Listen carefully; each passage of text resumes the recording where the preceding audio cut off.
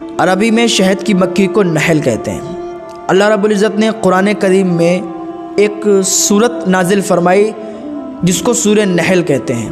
अब देखें, जैसे किसी मुल्क का निज़ाम चलता है, उसमें बादशाह होता है, उसकी प्रजा होती है, इसी तरीक़े से इन मधुमक्खियों का भी एक निज़ाम होता है, इनमें भी एक बादशाह होता है। और जैसे किसी मुल्क का बादशाह निज़ाम चलाता है, सज़ाएँ देता है, काम पर लोगों को लगाता है, इसी तरीक़े से मधुमक्खियों का भी एक बादशाह होता है, एक निज़ाम चलाता है। कोई ख़ता अगर उससे हो जाती है तो उसको सज़ा भी देता है। तो ये तो पहली बार आपको लगता होगा कि ऐसा पहली बार सुनने को मिल रहा है, लेकिन अल्लाह रब्बुल इज़्ज़त ने सूरह नहल नाजिल फरमाई, उसमें आप पढ़ें, उसके फ़वाइद, उसके फ़ज़ाइल उसमें आपको मिलेंगे।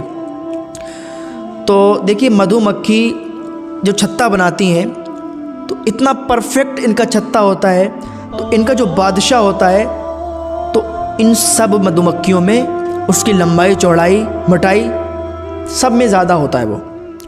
वो बड़ी मधुमक्खी होती है, वो इन सब का बादशाह होता है। उसका काम क्या है कि कुछ मधुमक्खियों को फलों और फूलों पर भेज दिया कि तुम जाओ रस चूस के लाओ।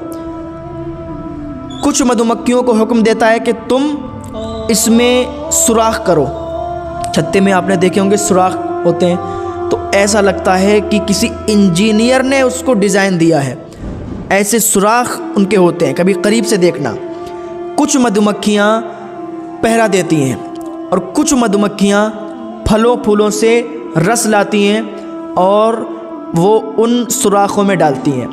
मधुमक्खी कई मील पार भी चली जाए लेकिन वापस वो फिर अपने छत्ते में आ जाती है, अपना घर नहीं भूलती है और तरह तरह के फूलों से वो रस चूस के लाती है। हर तरीके का होता है, कड़वा होता है, फीका होता है, लेकिन जो शहद होता है उससे ज़्यादा कोई चीज़ मीठी नहीं होती है। तो ये अल्लाह रब्बुल इज़्ज़त का करम है, वो शहद अल्लाह ताला मीठा फरमा देता है। ये अल्लाह की अताएँ हैं।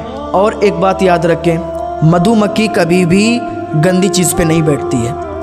अगर कभी गंदी चीज़ पर मधुमक्खी बैठ भी जाए तो उन मधुमक्खियों का जो सरदार होता है, जो सरदार मधुमक्खी होती है उसमें, वो उसको अपनी सल्तनत से निकाल देती है।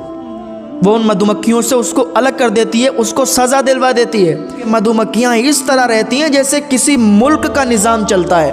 उसके अंदर एक बादशाह होता है, उसके अंदर उसके सिपाही होते हैं, उसके अंदर कुछ काम करने वाले होते हैं। हर तरीके के, जैसे मुल्क का निज़ाम चलता है ऐसे ही मधुमक्खियों का निज़ाम चलता है। जी हाँ, मधुमक्खियों का ऐसे ही निज़ाम चलता है। अल्लाह ताला ने शहद को तमाम बीमारियों के लिए शिफा फरमाया है।